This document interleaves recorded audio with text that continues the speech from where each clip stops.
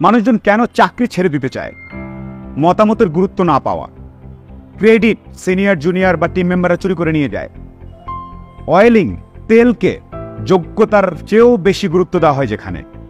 যিনি চুপচাপ শান্তভাবে কাজ করে যাচ্ছেন, লয়াল, প্রমোশন ইনক্রিমেন্টের সময় তাকে খেয়াল না রেখে 1% 0.5%, আর যে চলে যাচ্ছি তাকে 15%, এরকম যদি একটা পরিবেশ থাকে, যদি সিনিয়র সুপারভাইজার অল নোয়িং, আমি সব জানি, ডিউরিং আওয়ার টাইম কিছু বলতে গেলেই তিনি বলেন আমি সব জানি, এই জায়গায় কাজ করে আরাম নেই। আজকাল অনেক বিলিয়নিয়ার সফল মানুষরাও জুনিয়র ইন্টার্নদেরকে ডেকে বলে তুমি বলো, রিভার্স মেন্টরশিপ, এই জিনিসটা যদি না থাকে, যেখানে আননেসেসারি সহজ কাজকে কঠিন প্রসেস করে ফেলা হয়, যে না আমি একটা সিনিয়র, এই কাজটাকে বড়সড় না দেখালে, অনেক লম্বা না দেখালে তো কেমনে হবে, এই ধরনের মেন্টালিটি থাকলে পার্সোনাল অ্যাটাক করা হয়, যেখানে কারো ব্যক্তিগত চয়েস, রুচি, মিউজিক চয়েস থেকে শুরু করে লাইফস্টাইল নিয়ে যেখানে খুবই অ্যাটাক করা হয়, সেই জায়গায় কাজ করে আরাম নেই। রিকগনিশন দিতে গেলে যদি মনে হয় আমার চেয়ারটা চলে যাবে, সেই জায়গায় লোকজন কাজ করতে চায় না।